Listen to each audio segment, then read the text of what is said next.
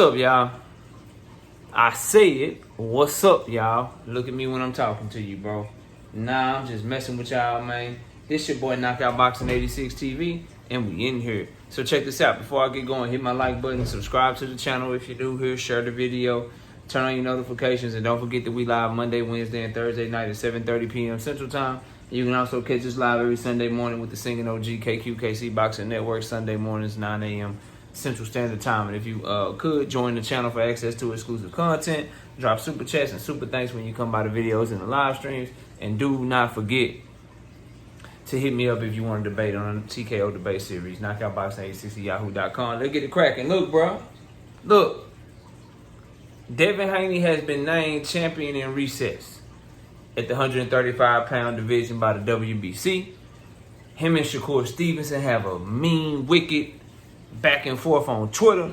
Let's talk about what all of this means, whether or not we agree with it, and just break it all down for y'all that don't understand what that is. First of all, essentially, champion in recess just means basically they stripped his ass. He ain't the WBC champion at 135 pounds no more. He's a champion in recess, and now Shakur Stevenson in all likelihood is going to be fighting for the 135-pound vacant title. So, do I like it? Do I not like it? And discussing Devin Haney and Shakur Stevenson's back and forth. First of all, they basically were going back and forth.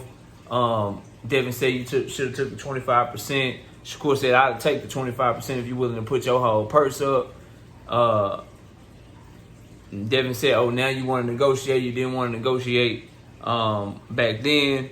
And then Shakur basically like, man, you just putting on for these people and shit. You ain't really talking about nothing. And then he had another post, I think, where he said Devin tried to hoe him or something. And so now it's F all of them or something like that, he said. So they had their little back and forth. Here's what I think, bro. This is what I think. And I don't want to make nobody mad. Now that we've had time to see what decisions have been made, we look at how people were moving leading up to it, and we see what transpired.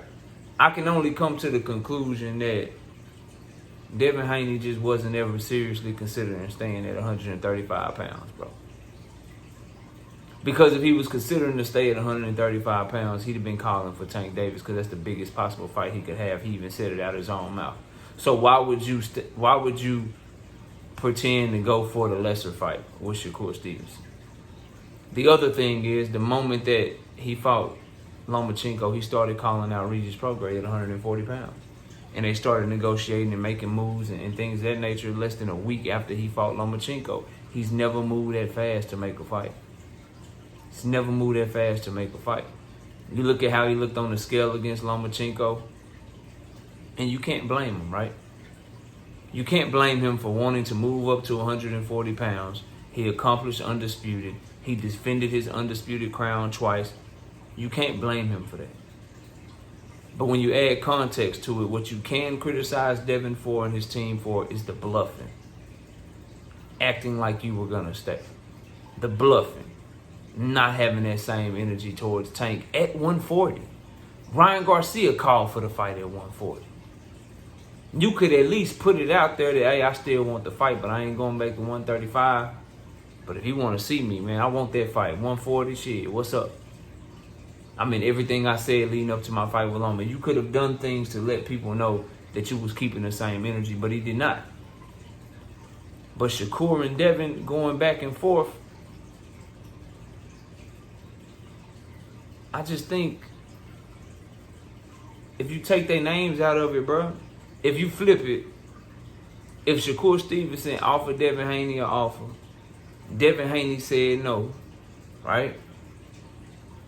But instead said, I feel like you lowballing me. So he goes and petitions to fight Shakur in two separate sanctioning bodies, trying to get what he feels like he's worth.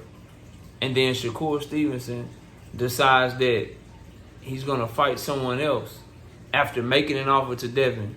Devin trying to negotiate and then going to petition sanctioning bodies. If the roles were reversed, every Devin Haney fan looking at me right now watching this video, you can get mad. You can call Shakur Stevenson the duck. And you know you would, bro. No matter how you try to slice it up, dice it up, if these roles were reversed, and Devin Haney was in Shakur Stevenson's position and vice versa, you call Shakur a duck. And you know how I know that? Because Devin Haney never petitioned to fight Lomachenko. He never petitioned to fight Kambosos. He never petitioned to fight Teofimo Lopez, but all of them were called ducks. Shakur Stevenson did more to try to get a fight with Devin Haney than Devin Haney ever did to try to get a fight with Loma. So if you're calling Lomachenko a duck today, what would you call Shakur Stevenson if Devin Haney had did everything that Shakur did? That's what I think of the situation. It's my honest opinion, bro. As far as did the WBC make the right decision, did they make the wrong decision? I like the decision because it allows Devin Haney and it gives him the respect of, hey, you said you might come back. You said you might come back to 135 pounds. Well, check it. We have to move on with the division because we got mandatories and we got other people that are worthy of trying to be a titleist, trying to be a world champion. So we can't hold up the division for you while you try to go become a 2-division champion at 140 pounds against Regis Prograis. We cannot hold up the division for you. But what we can do is we can put you in champion in recess because they could have just outright stripped his ass. They could have just stripped his ass. No champion in recess, none of no designation, none of that shit. They could have just stripped his ass and said, all right, you at 140, good luck. But by making him champion in recess, it serves two purposes. Number one, it allows the WBC to move on with the 135-pound division. Number two, it allows Devin Haney, if he decides, because remember, he might come back down to 135 is what he said. He might come back down. So if that might turns into a he's definitely coming back down to 135, champion in recess will allow him to fight the champion at the time to get his belt back, which would be the biggest fight probably anyway, is a championship fight if he comes. So I think that's fair for a champion that never lost his belt on the scales to do that for him, to make it to where if he comes back down to the weight class, he can challenge for the title back. Now I know a lot of Devin Haney fans, and this is where you just have to be honest with yourself. And I'll end the video with this last point. This is where you just have to be honest with yourself, take the blinders off, and just really think about it, bro. The other reason it's a right decision is because ain't nobody blind. We all saw Devin Haney on the scales, how he looked against Lomachenko on the scales. You can't look at him on those scales, say that he's going to fight at 140 against Regis, and then really objectively believe that he's coming back down to 135. And that taking that chance by the WBC and these other sanctioned bodies, that it's worth waiting to see what he does for another 8 or 9 months. Because he's fighting in about 2 or 3 months in October, or maybe even later, because they're saying it may not even be October. So he's fighting at the end of this year.